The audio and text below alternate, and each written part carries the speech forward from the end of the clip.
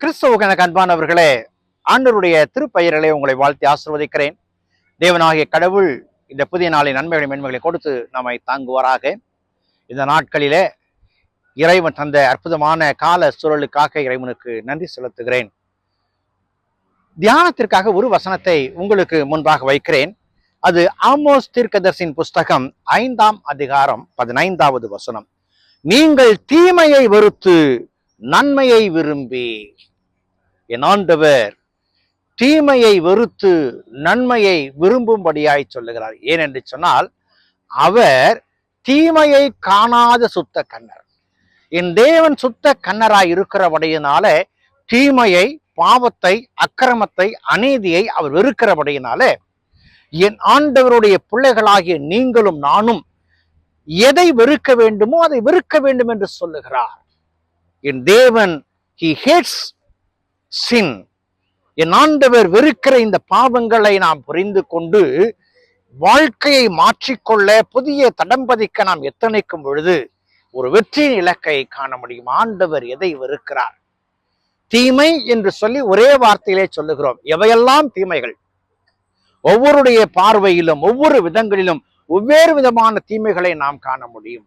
ஆண்டவருடைய பார்வையிலே தீமை என்று அவர் வரையறுக்கிற காரியத்தை நாம் இங்கே நீதிமொழிகளின் புஸ்தகத்துல நாம் வாசிக்கும் பொழுது பாருங்கள். நீதிமொழிகளின் புஸ்தகம் 6ஆம் அதிகாரம் 16, 17, 18 ஆகிய வசனங்களை நாம் வாசிப்போம் என்று சொன்னால் இப்படி வருகிறது. 6 காரியங்களை கர்த்தர் வெறுக்கிறார், 7 அவருக்கு அருவருப்பானது. அவையாவன: மேட்டிமையான பொய் நாவு.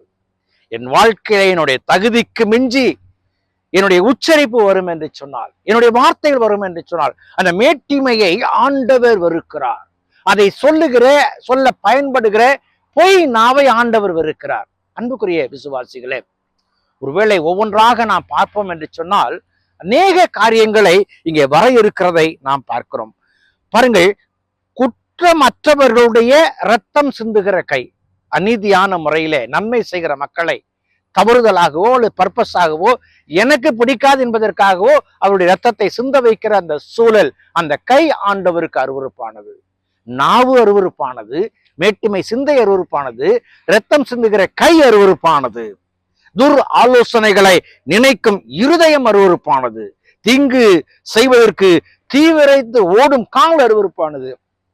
அப்படி என்று சொன்னால் என் ஆண்டவர் சொல்லுகிற இந்த ஆமோசின் புஸ்தகத்தில் சொல்லுகிறார், நீங்கள் தீமையை வெறுத்து. என் ஆண்டவர் தீமையை விரும்பவில்லை, இரத்தம் சிந்தனை விரும்பவில்லை, பொய் பேசுதலை விரும்பவில்லை, அவதூறான சிந்தைகள் இருதயத்தில் வருவதை விரும்பவில்லை, தவறான செயல் செய்கிற கையை விரும்பவில்லை, மிக தவறான இடத்தில் செல்கிற காலை விரும்பவில்லை. என் ஆண்டவர் விரும்பாத இந்த தீமைகளை நான் வெறுத்து விட்டு என் ஆண்டவருடைய பாதப்படியில அமர்ந்து, ஆண்டவரே நான் என்ன செய்ய சுத்தமாயிருக்கிறேன், நான் எது செய்தால் என் தேவனுடைய பார்வைக்கு நீதியாய், என் தேவனுடைய பார்வைக்கு நீதியாய் மட்டுமல்ல, நான் தேவனோடு சஞ்சரிக்கிற பிள்ளையாக என்னை மாற்றி அமைக்கும் எனக்கு கற்றுத்தாரும் ஆண்டவரே. நீர் போதியும் ஆண்டவரே, நீர் போதிக்கிற காரியங்கள் என் வாழ்க்கை வெற்றியாய் கொண்டு செல்லட்டும் என்று சொல்லுகிற அந்த நிலை காணப்பட வேண்டும். அந்த காலத்துல எங்கேயாச்சும் ஒரு சின்ன தப்பு பண்ணிட்டாங்க, ரோட்டு ஓரத்துல ஒரு வீட்டு மாங்காய் மரத்துல பறிச்சுட்டாங்க, ஒரு கூட்டமா போயினாக்க அந்த பிடிச்ச ஆட்களை பிடிச்சி ஒருத்தன் காதை ஒருத்தன் பிடிச்சிக்கன்னு சொல்லிட்டு முட்டி போட வைப்பாங்க. எப்படி?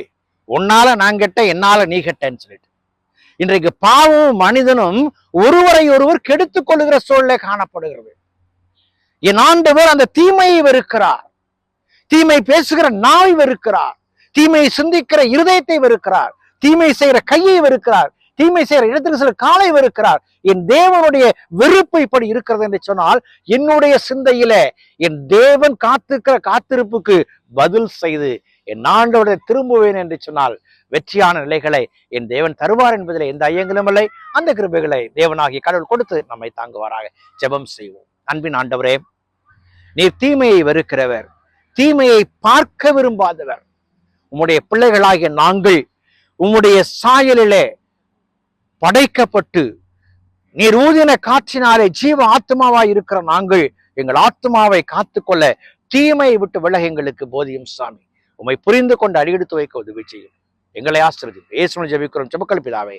ஆமென்.